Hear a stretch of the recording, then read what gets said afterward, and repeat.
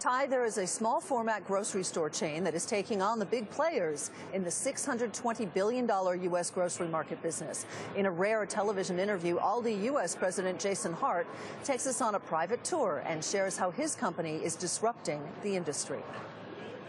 We carry the most popular size, one variety. Customer comes in, it's ketchup, you pick it up, put it in the cart, it's a great price. One product, one size, one price. We carry 1,350 items in the store versus the tens of thousands. So we're able to focus the volume into fewer products, which increases our buying power. 90% of the products offered are private label. This looks like Rice Krispies to me. Sure. It's your branded product, which is Crispy Rice. Correct. We're able to cut out the national brand advertising, inefficient distribution system, and pass those savings on to the customer. That's because Aldi is anything but traditional. There are no shelves. Our products are stocked in display-ready cases, so our staff is able to put the case on the shelf, take the lid off, and it's ready to go. You don't have to stock units or turn labels. All that costs money. You need a quarter to rent a cart. We don't have to pay an individual to keep track of the carts. There's no butcher or baker, and no one to bag your groceries. No credit cards accepted either. Our stores take cash and debit only, and that saves us a significant amount of money on the transaction charged. If all this seems a little foreign, that's because it is. Aldi U.S. is an offshoot of German company Aldi South, with over 5,000 stores spanning 3 continents and 9 countries. When you visit a store, whether it's in Sydney, Vienna, Munich, London, Chicago, Indianapolis, and soon to be Los Angeles, the customer recognizes the Aldi concept. A concept that's catching on in the U.S. Since opening the first store in the Midwest in the 70s, Aldi now operates more than 1,300 stores across 32 states with 19,000 employees and 25 million monthly customers. Tell me about what other markets you're looking at. You said California, for instance. That's a very competitive marketplace with those big mega stores out there.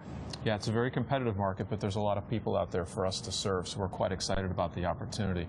We've just announced a strategic expansion plan. We're going to open up 650 new stores over the next 5 years, getting our total to over 2,000 across the country. And a big part of that's going to be an expansion into the West Coast and Southern California. And Hart says the biggest challenge is getting out the word about that concept. He adds checkout tabs are 20% less than big box discounters and 35 to 45% lower when compared to a traditional U.S. supermarket. So with Aldi making an aggressive growth push in the United States, what does that mean for the more established grocery store chains? Let's bring in Jim Herschel, a grocery analyst and industry analyst and managing partner at Willard Bishop. And Andy Wolf joins us as well. He's the senior equity research analyst and managing partner at BB&T Capital Markets. Nice to have you here. Jim, let me start with you. What do you make of the Aldi format? I mean, it's what you call a limited assortment store, for obvious reasons, certainly. But do you think that that is a growing segment of the industry here in the U.S.? The time is really right for the limited assortment format. Between the Great Recession of 2008 and its lingering effects on middle-income consumers, and the Aldi model, which they've really perfected over almost 30 years in this country, they are really knocking it out of the ballpark. Andy, do they pose a threat, though, to some of the more established firms, or are we talking about completely different clientele? No, they do pose a threat, and one way you can tell is that the other companies, Kroger and Walmart, are testing kind of look-alike concepts.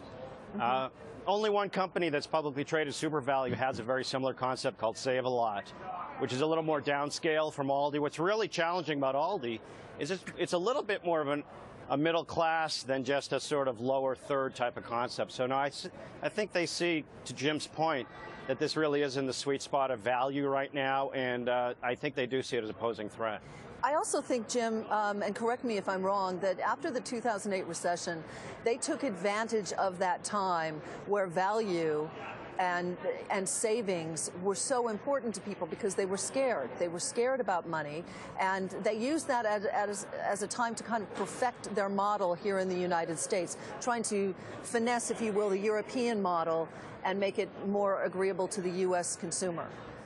That's absolutely right. They used the recession. You had a lot of middle-income folks who lost their jobs or were afraid to do that, or were afraid that they were going to.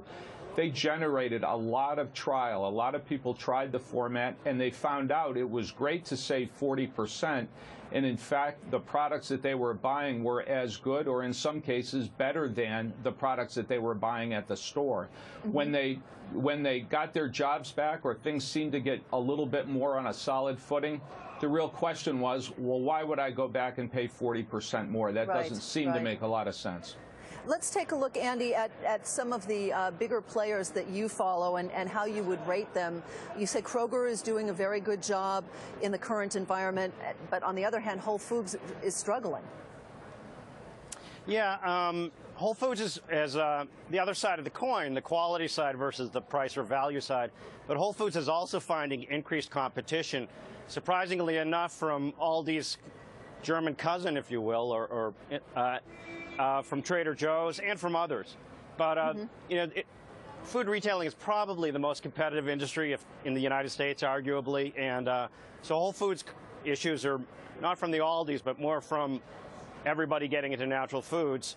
The other players like Kroger, like I said, Kroger is bringing a tremendous amount of value just to conventional supermarketing by bringing its prices down about 10–15% over the last 10 years, closer to Walmart. But, you know, Aldi's is cheaper than them, so they're keeping an eye on it. And like I said, they're testing a look-alike concept just in case. Yeah, very quickly on Walmart, they really seem to be struggling on a number of different levels. Would you agree with that or no? Oh, absolutely. I mean, you've got folks like Aldi's going after their business, the dollar stores. Kroger's brought their pricing a lot closer to what a Walmart has to offer. They're not at Walmart, but closer. And Walmart has kind of built out its superstore infrastructure. Walmart is also experimenting with smaller stores itself, and I really think that's where they're going to try to take their growth, kind of right at where Aldi is and where the dollar stores are. All right. Jim, Andy, thank you very much. Appreciate it.